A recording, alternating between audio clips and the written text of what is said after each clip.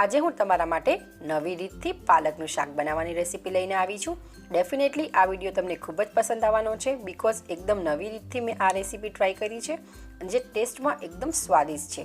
તો આ વિડીયોને એન્ડ સુધી જરૂરથી જોજો. Hello everyone, welcome back to try and test kitchen. આજે હું તમારી સાથે શેર કરીશ નવી રીતથી નવા સ્વાદ સાથે પાલકનું શાક બનાવવાની રેસીપી. આગળ મેં તમારા સાથે આવી જ રીતે તુરિયાનું નવી રીતે શાક બનાવવાની રેસીપી શેર કરી હતી. તમે બધાએ એ રેસીપીને ખૂબ જ પસંદ કરી, એના માટે તમને બધાને દિલથી થેન્ક યુ. અને હજુ સુધી તમે જો આ રેસીપી ના જોઈ હોય તો હું ડિસ્ક્રિપ્શન બોક્સમાં તમને લિંક આપી દઈશ, તમે ત્યાંથી ચેક કરી શકો છો. એવી જ રીતે આ રેસીપી પર તમને ખૂબ જ પસંદ આવશે. જો રેસીપી પસંદ આવે તો વિડીયોને લાઇક જરૂરથી કરજો, ફ્રેન્ડ્સ ફેમિલી રિલેટિવ સાથે શેર કરજો અને મારી ચેનલ ઉપર નવા હો, ચેનલને સબસ્ક્રાઈબ ના કરી હોય તો ચેનલને સબસ્ક્રાઈબ જરૂરથી કરજો. સબસ્ક્રાઈબ કરવું એ બિલકુલ જ ફ્રી છે. પાલકનું શાક બનાવવા માટે મેં અહીંયા 2 બંચ પાલકના લીધા હતા અને આપણે પાલકને પાનને દાંડીથી આ રીતે અલગ કરી લેવાના છે. ત્યારબાદ આપણે પાલકના પાનને એકદમ સારી રીતે પાણીથી વોશ કરી લેવાના છે જેથી એમાં કોઈ પણ માટી કે કચરો હોય એ નીકળી જાય. હવે આપણે પાલકને બ્લાન્ચ કરવાની છે.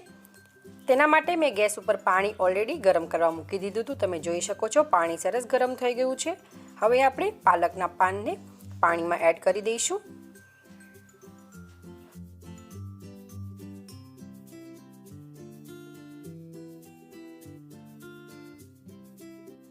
સ્પૂનના હેલ્પથી પાલકને પાણીમાં આ રીતે આપણે ડીપ કરી દઈશું. 1 મિનિટ સુધી આપણે હાઈ ફ્લેમ ઉપર પાલકને બ્લાન્ચ કરવાની છે. તમે જોઈ શકો છો 1 મિનિટ થઈ ગઈ છે અને પાલક આપણી એકદમ સારી રીતે બ્લાન્ચ થઈ ગઈ છે. ગેસની ફ્લેમને બંધ કરી દઈશું અને આપણે એક બીજા તપેલામાં પાણી લઈશું. પાણીમાં આપણે આઈસ ક્યુબ્સ એડ કરશું.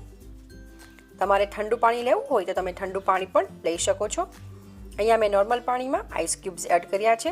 હવે આપણે બ્લાન્ચ પાલકને ગરમ પાણીમાંથી કાઢી ઠંડા પાણીમાં ટ્રાન્સફર કરી દઈશું જેથી પાલકનો કલર છે એકદમ સરસ ગ્રીન આવે. હવે આપણે પાલકને ઠંડા પાણીમાં 1 થી 1.5 મિનિટ સુધી રાખી દઈશું.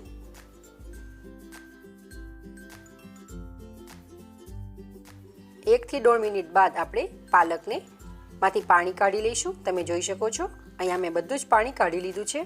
હવે આપણે એક પ્લેટ લઈશું. બ્લાન્ચ કરેલી પાલકમાંથી આપણે અડધા પાલક પ્લેટમાં ટ્રાન્સફર કરી લઈશું.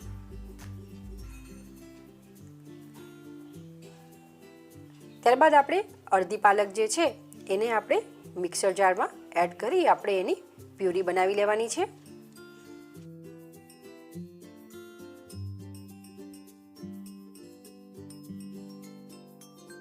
મિક્સરનું ઢાંકણ બંધ કરી પ્યુરી બનાવશું અને પ્લેટમાં જે પાલક છે આપણે એને કટ કરી લેવાની છે.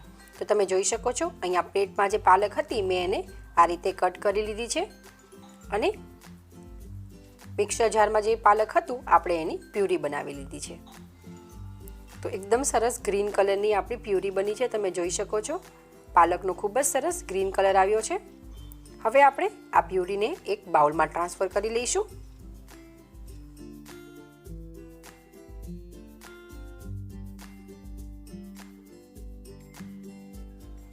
મિક્સર જારના ઢાંકણમાં પણ પ્યુરી છે આપણે એમાંથી પણ કાઢી લઈશું. તો આપણી પ્યુરી અને કટ કરેલી પાલક રેડી છે. હવે આપણે શાક બનાવવાનું સ્ટાર્ટ કરશું. તેના માટે આપણે પેનને ગેસ ઉપર ગરમ કરવા મૂકશું અને પેનમાં આપણે 2 ટેબલસ્પૂન તેલ એડ કરશું. તેલને આપણે ગરમ થવા દઈશું. તેલ ગરમ થઈ જાય ત્યારબાદ આપણે તેમાં 1/4 ટેબલસ્પૂન જીરું ઉમેરીશું. જીરુંને ક્રેકલ થવા દઈશું. જીરું ક્રેકલ થઈ જાય ત્યારબાદ આપણે થોડી રાઈ ઉમેરીશું અને ચપટી હિંગ ઉમેરીશું. રાઈ, જીરું અને હિંગને આપણે ક્રેકલ થવા દઈશું. ક્રેકલ થઈ જાય ત્યારબાદ આપણે તેમાં 2 નાની ડુંગળી આ રીતે મેં સ્લાઇસમાં કટ કરી છે એ ઉમેરીશું. ડુંગળીને આપણે સોતે કરવાની છે. ત્યારબાદ હવે આપણે 1 ચમચી આદુ અને લસણની પેસ્ટ એડ કરી મિક્સ કરશું. જો તમે ડુંગળી અને લસણ ના ખાતા હો તો તમે સ્કીપ કરી શકો છો. એના વગર પણ આ શાકનો ટેસ્ટ એકદમ સુપર આવશે. ડુંગળી અને આદુ લસણની પેસ્ટને 1 મિનિટ સાતળ્યા બાદ આપણે એક મીડિયમ સાઇઝના ટમાટરને આ રીતે ઝીણું કટ કરી લીધું છે, આપણે એ ઉમેરીશું અને સોતે કરી લઈશું. ટમાટર સારી રીતે ચડી જાય તેના માટે આપણે સ્વાદ અનુસાર મીઠું એડ કરશું.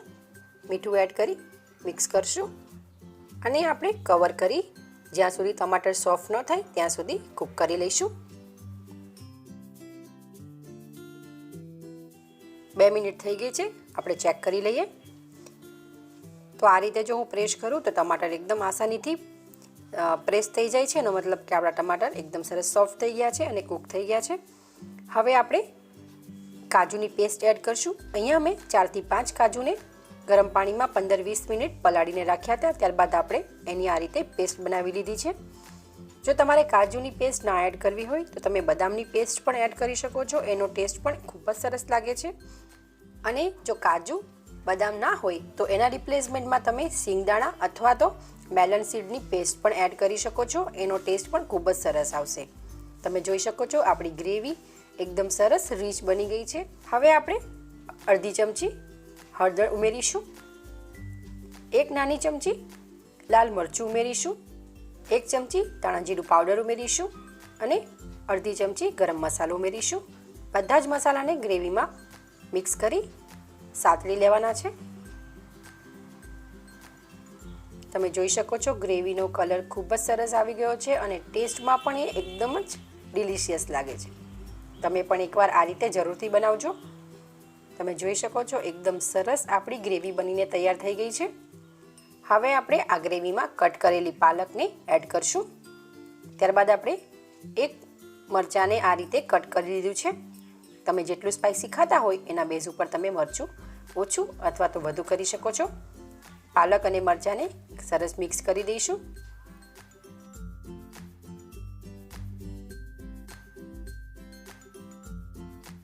અહીંયા મેં 2 મીડિયમ સાઇઝના પોટેટોને બોઇલ કરી અને આ રીતે પીસીસમાં કટ કરી લીધા છે, એ ઉમેરીશું. અહીંયા પોટેટો એડ કરવા બિલકુલ ઓપ્શનલ છે, જો તમારે સ્કીપ કરવા હોય તો કરી શકો છો, પણ એનો ટેસ્ટ ખૂબ જ સરસ આવે છે. અને પોટેટોની જગ્યાએ જો તમારે પનીર એડ કરવું હોય તો પણ કરી શકો છો. તો આપણું ગ્રેવી થોડી થીક થઈ ગઈ છે, તમે જોઈ શકો છો. આપણે 1/4 કપ પાણી એડ કરશું અને મિક્સ કરી લઈશું. ત્યારબાદ હવે આપણે આ ગ્રેવીને કવર કરી 2 મિનિટ સુધી કૂક થવા દેવાની છે, જેથી જે મસાલા છે બધા પોટેટોમાં પણ સારી રીતે મિક્સ થઈ જાય. 2 મિનિટ થઈ ગઈ છે, ચેક કરી લઈએ. તમે જોઈ શકો છો ખૂબ જ સરસ બોઇલ આવી ગયો છે, એકદમ સરસ ટેક્સચર આવી ગયું છે આપણા શાકનું, જેને જોતાં જ ખાવાનું મન થઈ જાય એવું બન્યું છે. હજુ તો આપણે એમાં પાલકની પ્યુરી એડ નથી કરી.